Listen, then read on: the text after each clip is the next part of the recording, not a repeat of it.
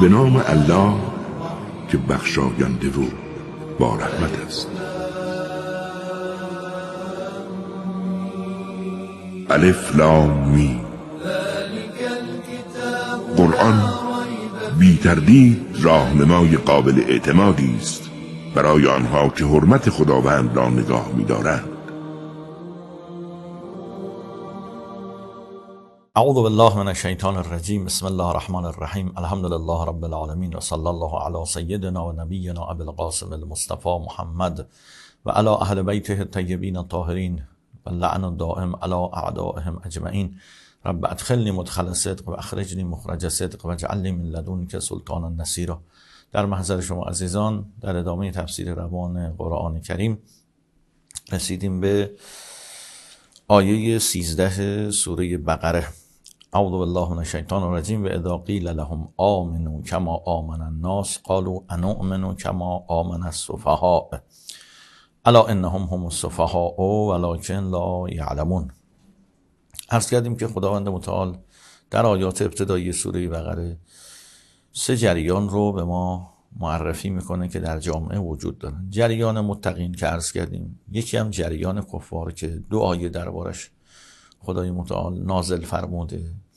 به خاطر اینکه جریان کفار جریان روشنی است، رو بازی میکنن، لذا خیلی پیچیده نیستن، خیلی نیاز نیست که دربارشون خدای متعال توضیح بده. معلومه دیگه دشمن آشکار خب میخواد براندازی کنه، میخواد دشمنی کنه و به هر حال تکلیف ما با اونها مشخصه، باید در مقابلشون بایستیم، جهاد کنیم تا آخر مقاومت بکنیم. اما جریان سوم جریان نفاقه که وقتی دشمن میبینی که نمیتونه در مقابل بیاد و رو در رو بایسته در مقابل جریان انقلاب اسلام، خب مجبوره که بیاد نفوذ بکنه، نیروهای نفوذی خودش رو در جامعه پشت سر مردم مخفی بکنه. معمولا منافقین ابتدا این کار رو میکنن که ما عرض کردیم منافقینی که آشکار هستند، مثلا مجاهدین خلقی که در اول انقلاب بودن، پشت جبهه خلق سنگر گرفتن، مجاهدین خلق. خب خدای متعال در این آیات داره حکایت حال اینها رو برای ما بیان میکنه که حالا اینها دنبال چی هستند؟ دنبال این هستند که این نظام اسلامی و حاکمیت دینی که پیامبر گرامی اسلام در مدینه ایجاد کردن، این حاکمیت رو اینها سست کنند و در واقع برگردونند اون جامعه رو به حالت گذشته، یعنی کفر. در واقع این منافقین دنبال اینن. هرچند که حالا بعد خواهیم گفت ما یک عده دیگری از منافقین رو داریم که منافقین پنهان هستند، یعنی اینها پشت سر خلق حتی جبهه نمیگیرن. منافقین پنهان پشت سر اسلام جبهه میگیرن، یعنی در پوشش دین، در پوشش حاکمیت دینی، حتی با دفاع از حاکمیت دینی به میدان میان. دنبال براندازی مطلق حاکمیت دینی هم نیستن، دنبال اینن که حاکمیت دینی باقی بمونه ولی خودشون در مسند قدرت باشند. البته اهدافشون با اهداف کفار و این منافقین یکیه، ولی روششون 2 تاست. این منافقینی که منافقین آشکارن دنبال براندازی هن، علنا بیانیه میدن، در مقابل پیامبر علنا میمونن، حرفشون رو میزنن. این منافقین آشکار، اینا هم یه جورایی در واقع تکلیفشون مشخصه. مردم وقتی موضع اینها رو در مقابل انقلاب اسلام میبینند، مشخص میشه که اینها خب چه قصدی دارن، معلوم میشه که اینها با دشمن هستن و هدفشون یکیه. اما اون منافقین پنهان هیچ وقت علنا بیانیه نمیدن، اهداف خودشون رو علنا بیان نمیکنن، در ظاهر دم از دین میزنن، دم از اسلام میزنن، دم از طرفداری از نظام انقلاب میزنن، ولی در باطن اینها به صورت مخفیانه دنبال اینن که ستون ولایت رو و ستون اون حکومت حاکم دینی رو که حالا پیامبر باشه یا امام باشه اونو بزنند. دقت کردید؟ لذا کار یه مقداری پیچیده میشه و برخورد با اینها یه مقداری سخت‌تر میشه، شناختنشون سخت‌تر میشه، که حالا اینجا ما میتونیم بگیم که بعضی از این آیات در واقع داره حال منافقین آشکار رو حکایت میکنه و بعضی از این آیات که حالا عرض خواهیم کرد، مثلا آیه بعدی آیه 14 داره حال منافقین پنهان رو برای ما روشن میکنه و حکایت میکنه. خب در این آیه 13 خدای متعال میفرماید که وقتی ما به اینها میگیم که بیاید درست حسابی مثل مردم ایمان بیارید و فساد نکنید، ایمان بیارید اینجا فقط ایمان به خدا و آخرت نیست، یعنی به برنامه هایی که پیامبر خدا برای پیشرفت جامعه دینی ارائه میده بیاید شما مثل مردم قبول کنید. اگه پیامبر خدا میاد و سنت نبوی اگر احکام دینی رو مبنای حرکت جمعی قرار میده، خب شما هم بپذیرید. چرا شما دنبال این هستید که فرهنگ دشمنان رو در این جامعه پیاده کنید؟ که در جلسه قبل عرض کردیم وقتی هم بهشون گفته میشه که چرا دنبال فساد هستید، چرا میخواید فرهنگ دشمنان و کفار رو در جامعه پیاده کنید، قالوا انما نحن مصلحون، اینها چهره اصلاح طلبانه به خودشون میگیرن، در واقع یه جورایی میخوان بگن که ما دنبال پیشرفت هستیم فقط، یا اینطوری میگن که اصلا پیشرفت امکان ندارد جز با پذیرش این فرهنگ غرب، فرهنگ دشمنان. دقت فرمودید؟ یعنی در واقع میگن تنها راه حل برای پیشرفت اینه که ما بریم به سمت فرهنگ غرب، بریم به سمت فرهنگ کفر.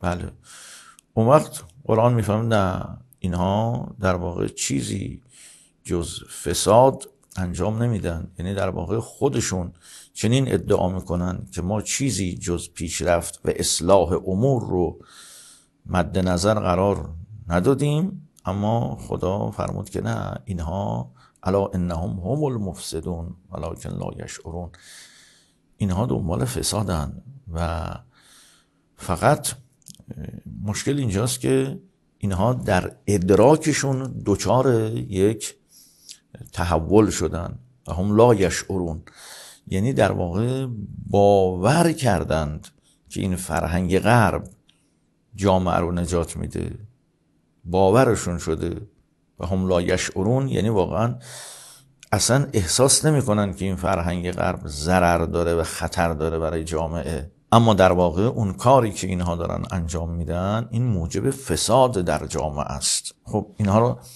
عرض کردیم. اما حالا وقتی به اینها میگیم که آقا بیاید ایمان بیارید، مردم به اینها میگن که آقا چرا مثل ما ایمان نمیارید، یا مثلا بزرگان جامعه، مسئولین جامعه، بعضی ها به اینها میگن آقا چرا مثل بقیه مردم ایمان نمیارید، قالوا انؤمن کما آمن السفهاء، آیا ما مثل مردم بیعقل برنامه های شما رو بپذیریم؟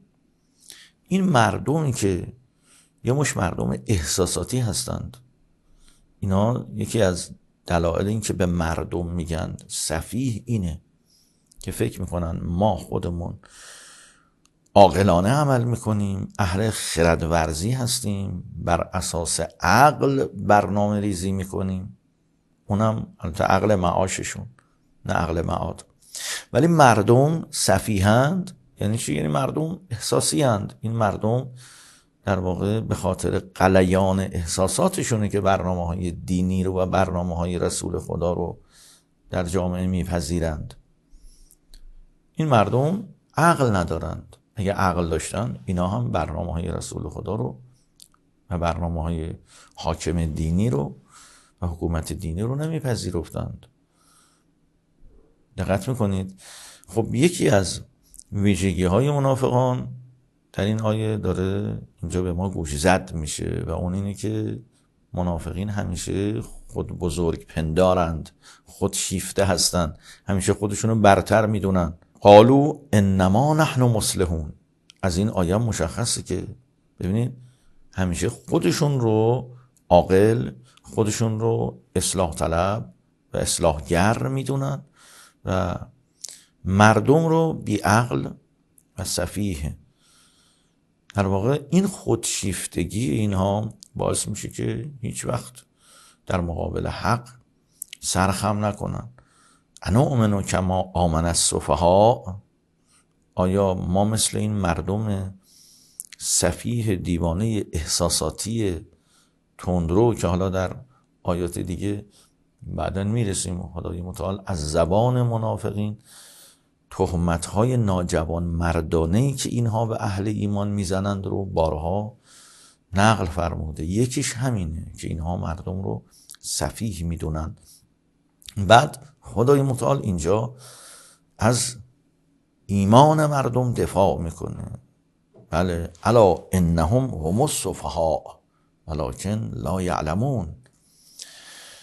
اینجا خدای متعال میفرماید که آگاه باشید که اصلا خود اینها سفیهن. سفیه اون کسی نیست که بر اساس احساساتش و بر اساس محبتی که به خدا و رسول خدا داره برنامه‌های اونها رو پذیرفته.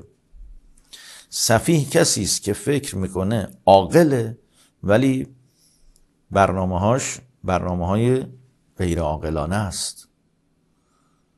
الا انهم هم السفهاء، اصلا اینا خودشون سفیهند. اینطور میتونیم بگیم یا اصلا سفیه کسی جز اینها نیست. الا انهم هم السفهاء، این واژه هم السفهاء، این ضمیر فصلی که اومده هم السفهاء دلالت بر این داره که اصلا اگر قرار باشه سفیه فقط یه مصداق داشته باشه، مصداق واقعی سفیه و دیوانه اینها هستند. آن کس که نداند و نداند که نداند در جهل مرکب ابد و دهر بماند. اینا جز همون کسانی هستن که سفیهن و نمیدانن. بله، ولکن لا یعلمون، و نمیدانن که سفیهن.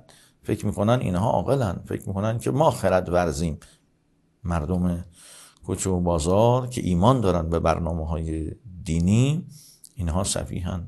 خب و بدترین درد هم همینه که انسان نداند که خودش بیماره و اینها در این دردشون و در این بیماریشون معتبر خواهند بود تا انشاءالله روز قیامت با اون شوک شدیدی که خدا بر اینها وارد میکنه شاید آن روز از این خواب بیدار بشن. به هر حال خب، اما آیه بعد و اذا لقوا الذین آمنوا قالوا آمنا. بله، این مطلب رو باز در آیت بالاتر در آیه 8 فرمود و من الناس من یقول آمنا بالله والیوم الاخر. دوباره خدای متعال تکرار فرموده که این منافقین در برخورد با مؤمنین میگن ایمان داریم.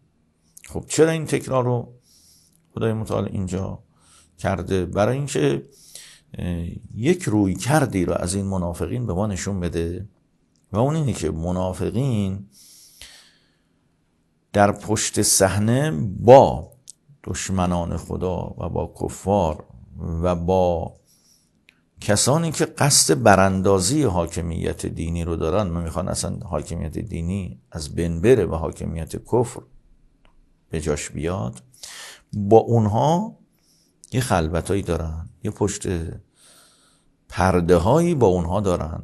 خدای متعال اینجا میخواد این مسئله رو بیان کنه و اذا لقوا الذین آمنوا قالوا آمنا، یعنی در ظاهر در برخورد با مؤمنین میگن ما هم ایمان داریم. عرض کردم اینجا نه اینکه فقط ایمان به خدا و رسول خدا ها، یعنی اینکه ما هم به این برنامه‌های شما ایمان داریم. این برنامه‌های دینی که در جامعه دارید پیاده میکنید خوبه، اشکال نداره، اینها در واقع موجب پیشرفت میشه، ما هم میپذیریم. در ظاهر تظاهر میکنن که ما این برنامه ها رو قبول داریم، اما اذا خلوا الی شیاطینهم قالوا انا معکم انما نحن مستهزئون. اما در پشت صحنه در ارتباط های سری که با دشمنان دارن، اذا خلوا الی شیاطینهم، این خلو یعنی اینکه خلوت‌هایی دارن. با کی؟ با شیاطینهم. شیاطینهم، ببینید کار شیطان وسوسه است دیگه. ان الشیاطین لیوحون بعضهم الی بعض زخرف القول. شیاطین یه حرفای زیبای ظاهر پسند عامه پسند به همدیگه القا میکنن. اینجا وقتی خدای متعال میفرماد اذا خلوا الی شیاطینهم، یه خلوت های اینا دارن با شیاطینشون، یعنی با اون کسانی که به اینا خط میدند. یعنی باز خود اینا هم، این منافقین، مترسکن، یعنی در واقع نمیدانن که خودشون عروسک های خیمه شب بازی اون کفارن. یعنی اگر این منافقین روزی موفق بشن که حکومت دینی رو براندازی کنند، اون کفاری که پشتیبانی میکردن از اینها، تجهیزشون کردن برای اینکه بیان به جنگ اسلام و از درون اسلام رو نابود بکنن، اون کفار هرگز به اینا اجازه نمیدن که بر مسند قدرت باقی بمونند. دقت فرمودید؟ اون کفار وقتی غلبه پیدا کنن، هیچ وقت حتی راضی به این که این منافقین سر کار باشند نمیشن، اینا رو هم کنار میزنن. تجربه نشون داده. و اذا خلوا الی شیاطینهم، این کلمه شیاطینهم اشعار به این معنا داره که هم اونا به اینها خط میدن، همین که اینها عروسک خیمه شب بازی اونها هستند. اذا خلوا الی شیاطینهم قالوا انا معکم، به اونا میگن که آقا نگاه نکنید به این حرفایی که ما در جامعه میزنیم، در سخنرانی ها، در مقالات، در موضع‌گیری های سیاسی، ما یه حرفایی میزنیم که میگیم برنامه های مثلا رسول خدا و حکومت دینی رو قبول داریم، اما اینا فقط در واقع برای مصرف داخلیه. ما برای اینکه نظر مؤمنین رو به خودمون جلب کنیم این حرفا رو میزنیم تا بتونیم در دل اونها نفوذ بکنیم و بتونیم حکومت رو به دست بگیریم. این حرفا برای فریب مردمه. انا معکم، ما در واقع در دلمون و در قلبمون برنامه‌های شما رو قبول داریم. ما معتقدیم که شما درست میگید. ما معتقدیم که فرهنگ غربی میتواند یه جامعه رو به پیشرفت برسونه. اما اگر در ظاهر حرفی با مردم میزنیم برای مصرف داخلیه. انما نحن مستهزئون، ما خودمون در واقع نه تنها این حرفا رو قبول نداریم، بلکه ما این حرفا رو مسخره میکنیم. برنامه‌های دینی از نظر ما یه برنامه‌های مسخره است که در واقع به درد نمیخوره و به جامعه هیچ وقت حرکت نمیده، جامعه رو به پیشرفت نمیرسونه. بله، خدای متعال در این آیه حکایت این خلوت اینها رو که با دشمنان دین دارن میکنه و این نکته رو به ما میفرماید که اینها دارن پشتیبانی میشن و توسط دشمنان دارن اداره میشن، حرفاشون، طرحاشون از اون ور آب در واقع میرسه به اینها و اینها هم در واقع یه مجریانی هستن که کارگردان اصلی اون شیاطین هستن. اینجا شیاطین منظور شیاطین جن نیست، یعنی در واقع همون شیطان بزرگ، همون استکبار جهانی، همون کفر جهانی در عصر حاضر ما، همون امریکا، همون انگلیس، اینا شیطان بزرگ هستن، مستکبرین بزرگ عالم که شیطان اکبر هستن همیشه در هر زمانی. بعد میفهمید الله یستهزئ بهم و یمدهم فی طغیانهم یعمهون. همین که اینها موضعشون اینه و میگن ما این برنامه ها رو برنامه های مسخره میدونیم، ما اینا رو قبول نداریم، قرآن حالا باز دفاع میکنه از برنامه های دینی. الله یستهزئ بهم، در واقع این خداست که اینها رو مسخره میکنه. یعنی در نگاه توحیدی حرفای اینا مسخره است. در نگاه توحیدی اونچه که خنده داره است و اونچه که مسخره است و مزخرفه کارها و برنامه ایناست. الله یستهزئ بهم و یمدهم فی طغیانهم یعمهون. یعنی خدای متعال اینطوری اینها رو عذاب میکنه که خدای متعال چشم و گوش اینها رو بسته. در واقع یعنی خدای متعال نمیاد در این عالم شهادت، در این دنیا، پرده ها رو بالاجبار بخواد از جلوی چشمشون کنار بزنه تا اینا حق رو ببینن، چون بالاخره این عالم امتحانه. اینا دارن غلط می نویسن دیگه. تو امتحان دانش آموز داره جواب امتحان رو غلط میده. خب معلم هم داره نگاه میکنه، معلم یه پوزخندی بهش میزنه. بله. بعد حالا اینجا دانش آموز هر چی هم بنویسه فعلا معلم باش کار نداره. اگه فوش هم بنویسه برای معلم داره از بالا میبینه که دانش آموز چی بنویسه، فعلا کارش نداره تا بعد موقع نمره دادن. در آخرت خدا هم یقینا رو میگیره، اما فعلا در دنیا خدا میفرماید که حرفای اینا حرفای سفیهانه است. الله یستهزئ بهم و یمدهم فی طغیانهم. یمدهم فی طغیانهم یعنی همین که خدا اینها رو در گمراهیشون نگه میداره. یعنی چی نگه میداره؟ یعنی فعلا پرده های حجاب رو کنار نمیزنه تا این حقایق برملا بشه. بالاخره در امتحان که معلم نمیاد کتابو باز کنه جلوی دانش آموز بذاره. همین معلم که داره میبینه که این دانش آموز داره غلط مینویسه میتونه بیاد کتاب باز کنه بگه ببین تو داری غلط مینویسی، کاملا خلاف درس داری مینویسی، خلاف کتاب داری مینویسی. معلم میتونه این کارشو کنه ولی نمیکنه، چون بنا نیست که در این عالم پرده ها کنار بره. اصلا راه رشد انسان این است که پرده های حجاب باشه و انسان در پس پرده حجاب بتونه حق رو تشخیص بده. معما چو حل گشت آسان شود. قرار نیست که خدا پرده رو کنار بزنه تا معما حل بشه، تا برای همه ایمان آسان بشه. بله، باید انسان مؤمن با وجود این شبهات و با وجود این فضای دودآلود و غبار آلود باید بتونه حق رو تشخیص بده. اصلا امتحان انسان اینه.